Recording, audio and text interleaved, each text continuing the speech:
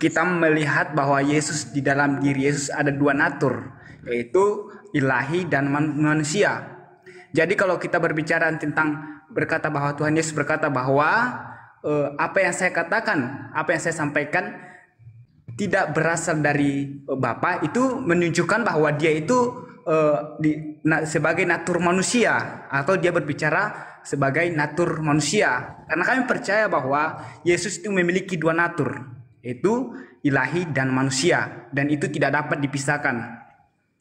Nah, inilah perbedaan di dalam Islam dan Kristen. Hanyalah saya mengetahui bahwa memberitahukan bahwa pandangan Islam tentang Kristen itu sangat berbeda.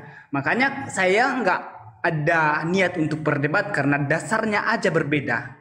Dasarnya aja tentang pemahaman tentang Alkitab itu sangat berbeda. Kalau di dalam Alkitab saja ditulis beribu-ribu tahun, sedangkan Al-Quran itu ditulis dalam periode yang jangka dekat ya, mungkin pada masa yang singkat gitu. Itu sangat berbeda.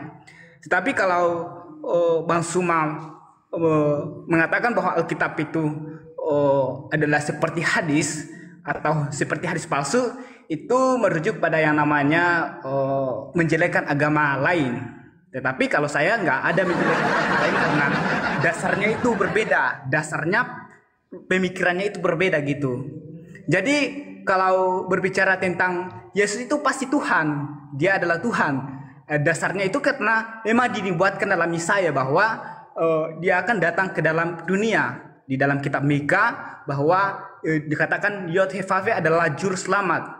Di dalam Keluaran dikatakan Keluaran 3 ayat 15, aku telah mengutus aku kepadamu. Berarti dia mengutus dirinya untuk dunia gitu. Di dalam Keluaran pasal 3 ayat 15, aku telah mengutus aku kepadamu. Berarti dia mengutus dirinya untuk umat manusia.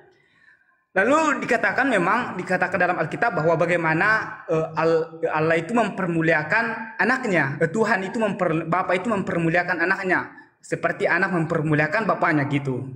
Ilahi mempermuliakan Yesus bagaimana Yesus mempermuliakan anaknya. Itu di dalam kitab Yohanes. Jadi kalau berbicara tentang Tuhan mengutus dirinya kepada dunia, itu dalam Keluaran pasal 3 ayat 15 gitu. Lalu selanjutnya tentang Bang Is, biar tidak kepanjangan, mending TikTokan aja ya. Jadi ada yang dibahas satu tema, satu ayat, itu dibahas dulu sampai selesai, terus lompat ke ayat lain gitu mungkin Bang Is. Supaya enak. Gimana? Bang Suma? Iya betul. Saya coba minta dikerucutkan lagi, saudara. Yesus Anda katakan dua natur. Ya. Ketika Yesus itu manusia, apakah dia juga Tuhan sekaligus, atau Tuhannya hilang dulu, jadi manusia dulu selama 30 tahun, habis itu nanti jadi Tuhan kembali? Atau gimana? Apakah bersamaan Tuhan sekaligus menjadi manusia, atau memang murni manusianya? Pada saat dia manusia adalah manusia seutuhnya, nanti setelah selesai sisi kemanusiaannya, baru kembali kepada ketuhanannya. Atau masuk ke dunia ini sekaligus dua natur, sekaligus dia manusia, sekaligus dia juga Tuhan. Maksudnya pada saat dia netek ke ibunya, Tuhan dan kemanusiaannya sama-sama netek. Atau gimana ini maksudnya? Bergantiankah misalnya Tuhan, habis itu Tuhan, cuti dari Tuhan, habis itu jadi manusia, tidak ada sisi kemanusiaan, nanti setelah kemudian keluar dari bumi jadi Tuhan kembali, atau gimana maksudnya? Sebenarnya Bang, saya itu tidak bisa menjawab dengan sempurna ya, karena saya juga masih kurang paham Alkitab sepenuhnya. Jadi kalau saya hanya memberitahukan apa yang saya tahu ya. Kalau kita berbicara tentang natur Tuhan Yesus itu, saya mengakui keterbatasan saya bahwa memang Tuhan Yesus itu adalah natur manusia 100%. Kenapa dia bisa lapar, haus? Kemudian dia adalah Allah karena dia adalah Tuhan. Kenapa dia mengatakan bahwa sebelum dunia ada dia sudah ada. Dia sebelum Abraham dia sudah ada. Dia mengatakan saat dia mengucapkan itu, dia sebagai manusia atau sebagai Tuhan? Di dalam pemahaman saya itu saya juga kurang paham nanti. Saya kurang paham. Kenapa Anda memberatkan diri Anda dengan sesuatu yang tidak berdalil? Kenapa enggak yang berdalil aja kemudian Anda pakai? Misalnya Misalnya gini, hidup kekal itu adalah mereka mengenal Engkau satu-satunya Tuhan. Kenapa nggak pakai itu? Kenapa Anda harus mempersulit diri? Oh, saya juga bingung untuk menjelaskan itulah. Kenapa Anda mau menjelaskan sesuatu yang Yesus tidak pernah ucapkan? Kenapa nggak percaya aja kepada ucapan Yesus? Bukankah dia jalan kebenaran dan hidup tidak ada sampai kepada Bapa kalau tidak melalui dia? Kenapa harus melalui Anda sendiri? Kenapa nggak melalui Yesus saja? Apa yang Yesus katakan itulah yang Anda imani. Yohanes 3 nomor 16. Begitu besar kasih karunia Tuhan akan dunia ini sehingga ia menugerahkan Yesus. Siapa yang percaya kepada Yesus selamat. Kenapa Anda enggak nisbahkan sepenuhnya aja kepada ucapan Yesus? Aku tidak dapat berbuat apa-apa dari diriku sendiri. Apa yang kau dengar dariku adalah dari Tuhan, bukan dari aku sendiri. Kenapa enggak pakai pola Yesus saja? Kenapa harus Anda tamat nambahin ada sisi keilahian? Dari mana sisi keilahian ini Anda dapatkan? Pada saat dia mengatakan, aku ada sebelum Abraham ada. Dia berkata sebagai nabi. Dia berkata sebagai rasul. Di mana Tuhan sudah menentukan dia untuk jadi nabi, jadi rasul untuk Bani Israel. Jauh sebelum manusia dicipta, dia sudah ditentukan untuk menjadi nabi. Coba Anda lihat dalam Yohanes 1 nomor 14. Kemuliaan yang diberikan kepadanya sebelum dunia ada. Kemuliaan sebagai nabi, sebagai rasul, sebagai utusan. Kenapa enggak percaya kepada Yesus? Kenapa harus ada embel-embel dua natur keilahiannya? Dari mana natur keilahiannya? Aku sulit untuk menjelaskan. Ya memang karena enggak ada. Mustahil manusia punya natur ketuhanan. Yang namanya manusia, manusia. Yang namanya Tuhan, ya Tuhan. Tuhan tidak mungkin jadi manusia, manusia tidak mungkin jadi Tuhan. Makanya saya bertanya, dua natur itu maksudnya gimana? Begitu turun ke bumi, dua-duanya adalah Tuhan dan manusia menyatu. Begitu dia netek, Tuhannya juga netek. Begitu dia tidur, Tuhannya juga tidur. Begitu dia ketakutan, Tuhannya juga ketakutan. Atau manusia, sebelum jadi manusia, pensiun dulu jadi Tuhan. Kamu istirahat dulu jadi Tuhannya. Ya paman, aku turun dulu pura-pura jadi manusia ya. Nanti setelah itu aku kembali kepada Tuhan, ketuhananku. Memang kayak gitu caranya. Atau gimana ini? Anda nggak bisa menjelaskan. Berarti, itu cuma akal-akalan. Kenapa tidak kembali kepada pola Yesus? Ada kesaksianku yang lebih penting dari kesaksian Yohanes Pembaptis. Loh, kesaksian Yesus lebih hebat dari kesaksian Yohanes Pembaptis. Anda tidak percaya? Alamak. Apa kesaksian itu?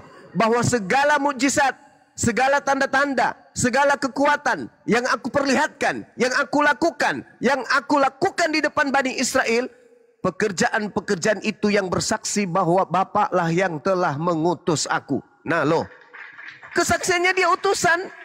Kenapa nggak percaya kepada kesaksian Yesus? Kenapa harus percaya kepada kesaksian para pemungut perpuluhan? Kenapa nggak percaya kepada kesaksian Yesus ini? Tentang Yesus, kesaksian siapa yang lebih sah, yang lebih valid, yang lebih sahih? Kesaksian orang atau kesaksian Yesus? Ya kesaksian Yesus lah paman. Siapa Yesus menurut Yesus, itulah yang sahih. Aku Yesus bersaksi bahwa aku adalah utusan Tuhan. Udah selesai.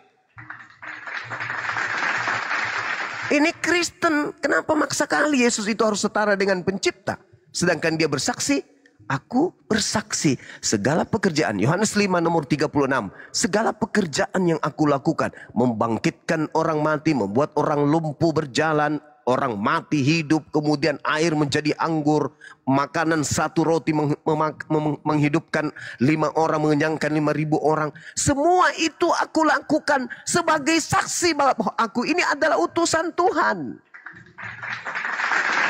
Kenapa enggak beriman? Bukannya Yesus itu jalan. Bukannya Yesus itu adalah kebenaran. Bukannya Yesus itu hidup.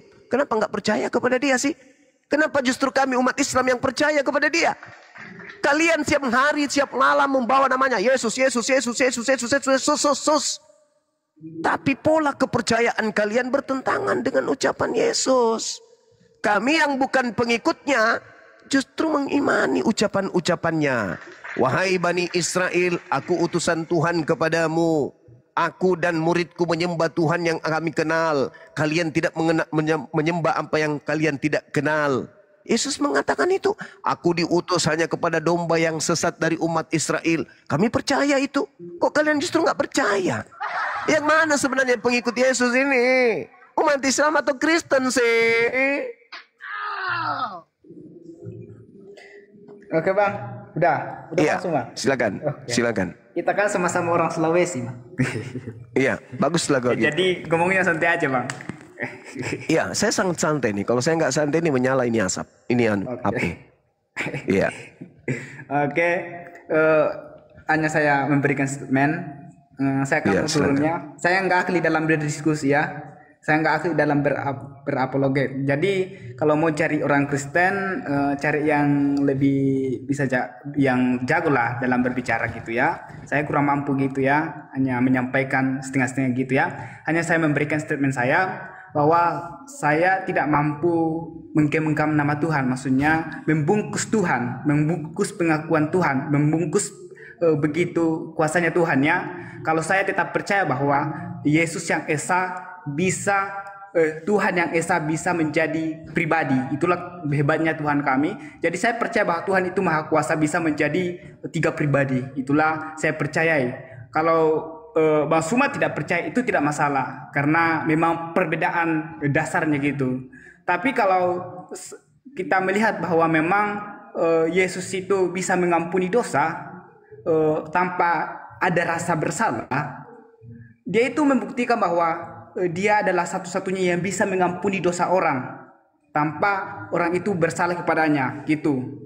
Jadi dikatakan bahwa memang ada yang memang kurang dipahami, yang tidak dipahami oleh manusia ya. Jadi kalau saya melihat Yesus itu sebagai Tuhan, mengapa? Saya menaklukkan diri saya kepada Tuhan. Mengapa? Karena dia mengatakan bahwa dia adalah jalan kebenaran dan hidup. Lalu ketika dia Tuhan Yesus bangkit itu, banyak orang yang menyembah dia. Di dalam kisah para rasul itu, mereka tunduk, lalu Tuhan Yesus naik ke surga berlutut. Lalu ketika Tuhan Yesus ada di ruang maksudnya tempat pencurahan Roh Kudus itu ya, di mana itu saya lupa ayatnya. Jadi mereka secara tiba-tiba di situ mereka mengaku sebagai yang disembah gitu. Itu yang saya pahami. Jadi kalau Bang Sumat mau diskusi sama orang yang lebih jago gitu ya, kan saya kurang berpengetahuan, saya kurang bisa berkata-kata gitu ya. Saya mau turun ini karena memang pemahaman saya berbeda. Saya tetap percaya meskipun saya dihujat, saya tetap percaya Tuhan Yesus sebagai juru selamat saya. Karena saya mengakui bahwa saya adalah manusia berdosa dan Tuhan Yesus itu untuk datang ke dalam dunia untuk menebus saya gitu. Jadi saya tetap meskipun saya dihujat, meskipun itu tidak masalah ya. Yang komentar juga nggak apa-apa karena memang iman saya itu tidak bisa dipaksakan. Saya percaya iman saya itu tetap percaya kepada Tuhan Yesus. Maksudnya saya tidak bisa pindah-pindah gitu karena itu yang saya yakini gitu. Jadi mau cari yang lebih pintar gitu. Silakan. Siap, saudara. Jadi gini, sebenarnya bukan silakan. Ini sebenarnya bukan masalah pintar atau cerdas. Titik tumpunya itu adalah kelihayan kemudian untuk menipu diri sendiri. Jadi orang Kristen itu bukan cerdas ataupun pintar atau tidak cerdas, bukan. Bagaimana mereka kemudian pintar menipu diri. Sama seperti saudara kita ini Bang Is.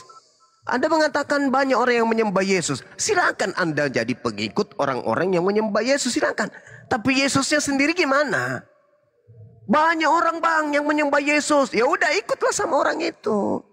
Tapi Yesus mengatakan dalam Yohanes 10 nomor 27. Aku mengenal pengikutku. Mereka mendengarkan suaraku dan mengikuti aku. Yesus ini mau diikuti. Yesus ini menyembah atau disembah sih Yesus ini. Yesusnya ini menyembah atau dia minta disembah? Yesus menyembah. Yohanes 4 nomor 22. Aku dan muridku menyembah Tuhan yang aku kenal. Kalian menyembah apa yang tidak kalian kenal. Sekarang kalau Anda mengatakan dia adalah jalan, apa jalan yang ditunjukkan oleh Yesus? Menyembah dirinya kah? Atau menyembah yang mengutus dirinya? Jalan yang ditunjukkan adalah menyembah yang mengutusnya, bukan menyembah dirinya. Itu jalan yang ditunjukkan. Maka Yesus berkata kepada murid-muridnya, waspadalah kepada penyesat yang datang kepadamu dengan memakai namaku dan berkata, akulah Kristus, dia akan menyesatkan banyak orang. Jadi Anda sedang memadukan antara Kristus yang menyesatkan orang dengan Yesus yang adalah anak Maria, Nabi Rasul untuk Bani Israel. Kalau saudara saya mengatakan biar bagaimanapun saya tetap menyembah Yesus, silakan. Silakan.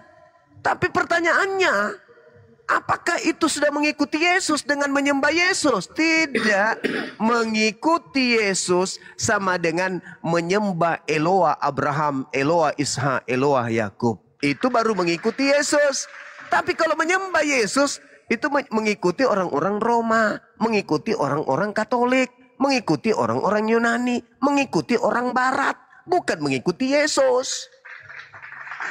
Bedakan antara mengikuti orang Barat dengan mengikuti Yesus. Kalau mengikuti Yesus, berarti yang disembah adalah Shema Israel, Adonai Elohenu, Adonai Ahad. Apa itu? Coba lihat bagaimana Yesus ke sinagoge, ke bait suci. Apa yang dilakukan di sana? Disembah atau menyembah? Beliau sibuk menyembah. Kenapa enggak diikutin? Bagaimana cara Yesus menyembah kepada Elohim? Sujud. Kenapa enggak diikutin? Kenapa mengikuti orang Barat? Habis itu orang Barat yang diikuti, tapi ngaku-ngaku pengikut Yesus. Makanya di dalam Matius 7 nomor 22-23, Yesus mengusir orang-orang yang seperti ini. Menjual nama Yesus kemana-mana, tapi pada implementasi pergerakan keyakinannya justru menjadikan Yesus itu sebagai sembahan. Makanya Yesus mengatakan, Matius 7, 22-23, pada hari terakhir nanti banyak orang memanggil aku Tuhan. Bukankah kami bernubuat, bermujizat, mengusir setan pakai namamu? Apa kata Yesus? Pada saat itulah aku akan berterus terang kepada mereka. Enyahlah daripada aku, wahai Kristen. Kalian semua adalah pembuat kejahatan. Aku tidak mengenal kalian. Tuh, kata Yesus tuh. Loh, kok orang datang selama 3 tahun mengajar kepada Bani Israel. Sibuk. Siang, malam, sore, pagi, petang. Sibuk ngajarin muridnya. Bagaimana menyembah kepada Tuhan yang benar. Loh, kok tiba-tiba ada yang sibuk nyembah dirinya. Maka enggak murka Yesus itu. Itulah yang dikatakan Al-Quran. Wa idha khusiran nasu kanu lahum a'ada. Wa kanu bi ibadatihim kafirin. Pada hari terakhir nanti, di hari kemudian nanti, di padang mahsyar kelak, apa yang mereka sembah selain daripada Allah akan menjadi musuh bagi mereka, dan pemujaan yang mereka lakukan ketika di dunia terhadap Dia yang bukan Tuhan akan diingkari oleh yang mereka sembah. Makanya Yesus mengatakan itu, oh aku tidak mengenal kalian, enyahlah daripada aku, kalian adalah semua pembuat kejahatan. Kenapa orang Kristen disebut pembuat kejahatan oleh Yesus? Kenapa? Karena Yesusnya mengajarkan menyembah kepada Eloa, Abraham, Ishak, dan Yakub. Tetapi Kristen justru mengajarkan anak-anak keturunannya menyembah kepada Kristus yang bukan Tuhan. Makanya saya bertanya tadi, kalau Anda mengatakan Yesus itu dua natur, itulah cerminan bahwa Anda sedang melantik yang bukan Tuhan agar dianggap Tuhan. Pencipta langit dan bumi itu Ahad. Tidak ada natur-naturan, gak ada. Laisa kamitslihi syai'. 2 Samuel 7:22. Tuhan yang maha tinggi tidak serupa dengan makhluk, tidak setara, tidak selevel, tidak sama dengan makhluk. Laisa kamitslihi syai'. Makanya Yesus berkata, Bapa yang mengutus aku, kamu tidak pernah mendengarkan suaranya, kamu tidak pernah melihatnya, kau tidak pernah melihat wujudnya, kau tidak pernah melihat wajahnya, suaranya pun tidak pernah kau dengar. Begitu juga Nabi Musa di dalam Keluaran 30, Keluaran 33. Itu Yesus Musa mengatakan, dikatakan dalam kitabnya, tidak ada orang yang melihat Bapa itu bisa hidup, pasti mati. Ya memang gak bisa kita melihat Bapa itu, tidak bisa melihat Tuhan itu. Yesus bukan Tuhan. Ketika Yesus mengatakan, kamu tidak pernah melihat Bapa, lalu kamu siapa? Ya aku bukan Bapa lah. Sudah sekian lama engkau bersamaku Filipus, tapi kau minta aku pertunjukkan mana Bapa itu. Padahal kau sudah tahu Bapa itu tidak bisa dilihat. Kenapa sih kau minta lagi untuk ditunjukkan? Tidak ada orang bisa melihat Bapa. Nggak ada. Baca Yohanes 1 nomor 18. Tak ada.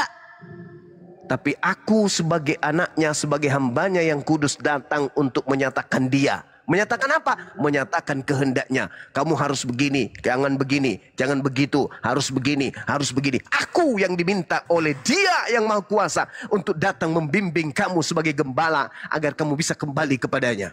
Aku. Jadi kalau kau ingin melihat Bapa yang tidak bisa terlihat itu, cukup kau lihat aku. Jadi kalau kau ingin mendengarkan suara Bapa yang tak terdengar itu, cukup kau dengarkan aku. Sebab apa yang aku kerjakan adalah apa yang aku lihat kepada Bapa untuk aku kerjakan. Apa yang aku katakan adalah apa yang diperintahkan Bapa untuk aku katakan. Lihat aku. Cukup dengan melihatku, kamu sudah melihat Bapa. Tetapi bukan berarti aku ini adalah Bapa, Cak Ayu. Sama seperti kami. Fattakullah wa ati'un. Bertakwalah kepada Allah dan taatlah kepada Rasulullah. Dengan taat kepada Rasulullah sama taat kepada Allah. Tetapi bukan berarti Rasulullah itu adalah Allah. Sama seperti ketika Bapak Prabowo mengutus kemudian menteri datang ke Makassar. Pak Prabowo mengatakan kepada menterinya, datanglah ke Makassar, sampaikan kepada mereka hari Senin berikutnya mereka harus menggunakan pakaian batik. Maka menteri datang ke Makassar, mengatakan apa? Kalian semua hari Senin harus menggunakan kain batik, pakaian batik. Mendengarkan Pak Menteri sama dengan mendengarkan Pak Prabowo. Melihat Pak Menteri sama berarti melihat Pak Prabowo. Artinya wakil Tuhan, wakil Prabowo, ketika kita hargai sama halnya kita menghargai Pak Prabowo. Ketika kita terima dia di Makassar sama halnya kita menerima Pak Prabowo. Kalau kita tolak Pak Menteri di Makassar sama halnya kita menolak Pak Prabowo. Menolak Yesus sama halnya menolak Tuhan. Menerima Yesus sama dengan menerima Tuhan. Tetapi bukan berarti Yesus yang manusia itu adalah Tuhan. Begitu polanya dalam beragama. Tinggalkan ajaran pagan itu. Yesus sekalipun naik ke gunung yang paling tinggi, lalu kemudian berkata, wahai seluruh isi bumi, ya paman, aku ini adalah Tuhan, tidak ada Tuhan selain aku. Minum. Ini Yesus minum. Dengarkan, saya ulang lagi. Dengarkanlah wahai kalian. Aku ini adalah Tuhan, tiada Tuhan selain aku. Akulah yang menciptakan langit dan bumi. Minum dulu Pak Yesus, minum lagi. Dia di situ menandakan bahwa dia makhluk, dia manusia, dia butuh air, dia butuh minum, butuh tidur, butuh makanan, butuh tempat tidur, butuh pakaian. Menandakan bahwa dia manusia. Lantas kenapa dia mengatakan seperti itu? Saudara, dia wakil Tuhan. Dia utusan Tuhan turun ke bumi melalui perantaraan seorang wanita bernama Maryam, lahir tanpa ayah. Untuk apa? Untuk menyampaikan firman Tuhan ke tengah-tengah Bani Israel. Tapi jangan kemudian kau lantik dia setara dengan yang mengutusnya. Jangan. Yesus sudah mengatakan, Yohanes 17 nomor 3. Hidup kekal itu sama dengan ente pada harus mengenal dua hakikat. Dua sosok. Yang pertama hakikat pencipta langit dan bumi. Satu-satunya Tuhan yang benar. Dan yang kedua mengenal utusannya Yesus. Jangan kau tuduh Yesus itu anak zina. Jangan kau tuduh Yesus itu sebagai anak haram. Jangan kau tuduh Yesus itu anak pelacur. Jangan kau tuduh Yesus itu adalah makhluk terkutuk. Jangan. Dia adalah manusia suci yang diutus oleh pencipta langit dan bumi untuk mengajak Bani Israel kembali kepada hukum Taurat. Beliau adalah jalan menuju Allah. Bukan Allah. Akulah jalan. Tidak ada yang sampai kepada Allah tanpa melalui aku. Itu betul. Tidak ada orang sampai ke Monas tanpa melalui jalan. Jangan pula jalan dari Makassar ke Monas dianggap Monas. Jangan. Itu beleng-beleng namanya. Jalan menuju Monas bukan Monas. Jalan menuju Allah bukan Allah. Jalan menuju Bapa bukan Bapa. Yesus jalan coy. Bukan tujuan. Tapi Kristen lucu. Dia melipat jalan raya ini untuk menutupi kemudian Monas agar dianggap jalan raya ini juga Monas. Itu namanya beleng-beleng. Orang Cina mengatakan itu bahlul. Tidak seperti itu polanya. Yesus adalah jalan, kebenaran dan hidup. Dudukkan dia pada perkara yang sesungguhnya. Sama. Nabi Muhammad adalah jalan, kebenaran dan hidup. Tidak ada yang sampai kepada Allah Subhanahu wa taala tanpa melalui ajaran Nabi Muhammad sallallahu alaihi wasallam. Mana buktinya? Qad ja'akum rasuluna yubayyinu lakum. Ya ahlal kitab, telah datang rasulku kepadamu mengajarkan kebenaran, membawa kemudian cahaya berupa Al-Quran dan membawa keselamatan berupa Al-Quran, dan dia cahaya sebagai Nabiullah kepada kalian. Tidak ada yang sampai kepada Allah tanpa melalui Nabi Muhammad. Di zaman ini, zamannya Nabi Musa, tak ada yang sampai kepada Eloah tanpa melalui Nabi Musa. Zamannya Yesus, tidak ada yang sampai kepada Eloah tanpa melalui Yesus. Zamannya Nabi Muhammad, tidak ada yang sampai kepada Allah Azza wa Jalla tanpa melalui Nabi Muhammad. Begitu caranya, Bung. Beragama itu kudu wajib berakal. Makanya Yesus mengatakan, kasihilah Tuhanmu dengan akal budimu. Jangan pula kau akal-akalan. Dua natur apa? Apa yang dua natur? Begitu dia turun ke bumi, mama dingin ma. Bapak kemana? Sang Tuhan kemana? Yang dua natur ini kemana? Mana yang satu naturnya? Oh, lagi tidur. Kayak mana ceritanya Anda melantik manusia biasa seperti ini, setara dengan pencipta? Na'udzubillah summa na'udzubillah. Coba sesekali selancar kepada Kisah Para Rasul 2 nomor 22. Orang Israel harus tahu yang kumaksud adalah Yesus Kristus, seorang manusia yang ditunjuk sebagai perantara untuk melakukan mujizat, tanda-tanda, kekuatan yang dilakukan oleh Allah melalui perantaraan manusia bernama Yesus. Sekali-kali selancar ke sana. Makanya Yesus berkata, aku tak dapat buat apa-apa dari diriku sendiri. Kan begitu. Itu baru betul. Jadi Yesus itu perkaranya adalah ketika roh kebenaran itu ditumpahkan ke atas muka bumi, kata Yesus, maka orang-orang yang tertimpa dengan roh kebenaran itu akan memuliakan aku. Islamlah itu. Bukan Kristen. Kristen itu bukan roh kebenaran yang datang kepada Kristen. Siapa yang mengajarkan Kristen menuhankan Yesus? Roh kemana yang ngajarin? Menyembah anak orang selain daripada pencipta langit dan bumi. Kira-kira yang mengajarkan itu roh apa? Roh sibilisis, Paman. Ya, roh sibilisis. Seperti itu cara belajarnya, saudara-saudaraku sekalian. Ya, jadi kalau Anda ngaku orang Sulawesi, sangat disayangkan. Orang Sulawesi itu pemakan coto, pemakan kontrol, sop saudara. Saudaranya aja di sop. Masa nggak pintar-pintar? Sekira begitu dari saya, teman-teman. Silakan dilanjutkan. Silakan. Maaf kepanjangan. Saya pamit dulu. Oh iya, Iya, hati-hati di jalan. Ini ada Tuhan Yesus memberkati. Iya, Tuhannya, silakan. Tuhannya. Kami diberkati Tuhannya Yesus, bukan Yesusnya, karena Yesus saja minta pemberkatan. Silakan saudara-saudara yang lain. Silakan Bang Heri Ambon. Dari tadi mau ngomong, saya dengar ini. Silakan Bang. Apa pula ini teman kita ini? Kata bulus dalam KBBI berarti botak. Maksud lo? Kata bulus dalam KBBI berarti botak, miskin, mandul, sedang hewan bulus dalam bahasa biologinya Amida cartilaginea. Kepada siapa kenapa bisa ada istilah akal bulus, akal licik? Karena bulus alias bulus botak licik. Kurang ajar juga ini. Anton bisa. Aku hapus kau ya. Catatan ini jelek. 1, 2, 3. Ku hapus alias ku kasih kunci biru. Ya Bang Heri Ambon, silakan Bang Heri. Ini mukanya Yesus, ku tengokin foto profilnya ya kan. Pasti Kristen, bau-baunya Kristen. Tuhan kok kayak gitu kan. Nah, gimana Bang? Alhamdulillah. Alhamdulillah Muslim. Cuma Muslim, Masya Allah. pengagum Nabi Isa dan Alhamdulillah. Berharap saja Bang Zuma dan teman-teman yang di sini diberikan kesehatan, diberikan kesabaran dalam menyebarkan kebenaran Islam dan kebenaran hidup yang kekal. Belajar